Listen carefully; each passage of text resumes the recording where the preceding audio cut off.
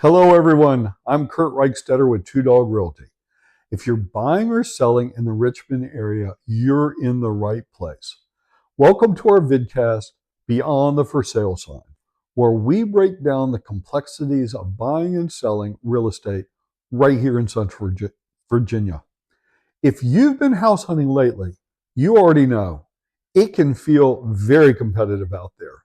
Homes are moving fast, multiple offers are common, and it's easy to feel like you either have to overpay or miss out.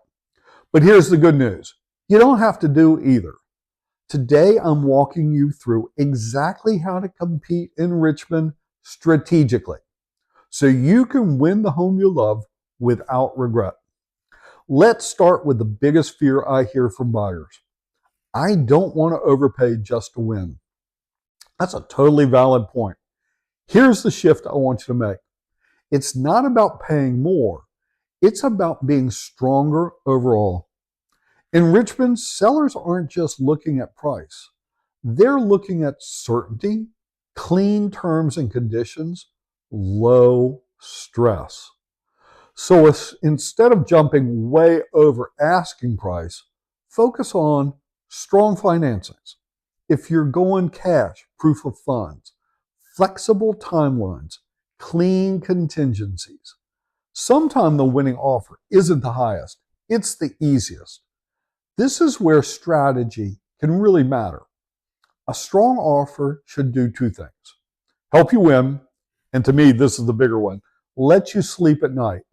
That means don't waive everything just to compete, and understand your comfort zone before you write. I always tell my clients, we're not here to win at all costs.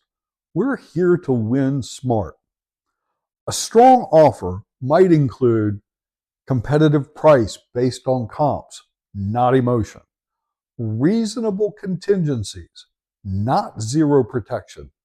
And clear timelines that work for the seller.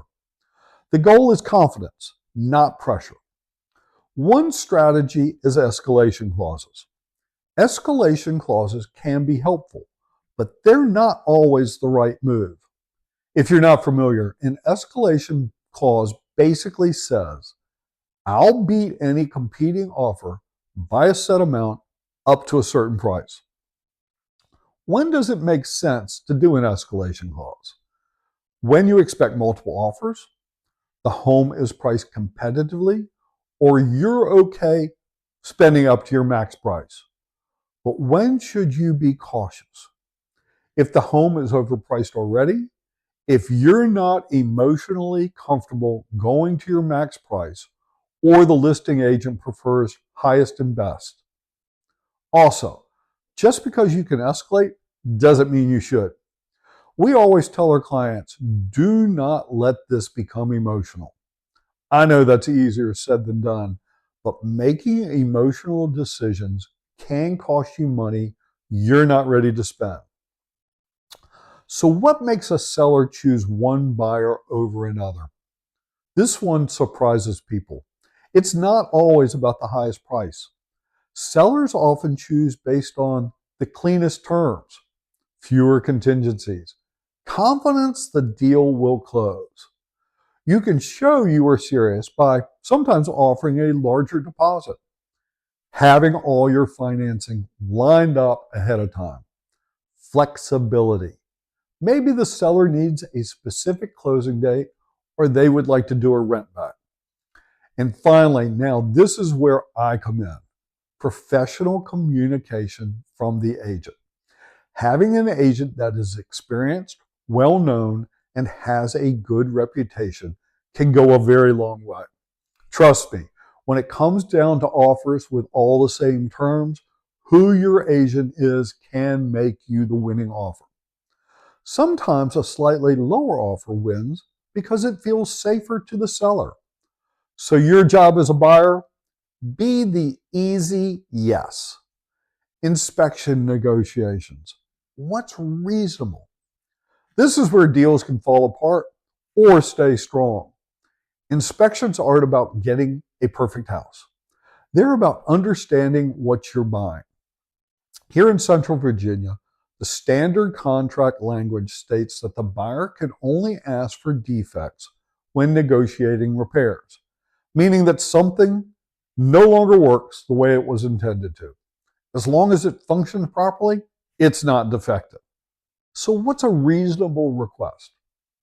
Major structural issues, safety concerns like plumbing or electrical work, and big ticket items like the roof, HVAC, or foundation. It's always been my experience that where we see the biggest problems is either in crawl spaces or attics. What's less reasonable, at least in a competitive market? Generally, that means small fixes, items that cost less to fix or can be done by you after you move in.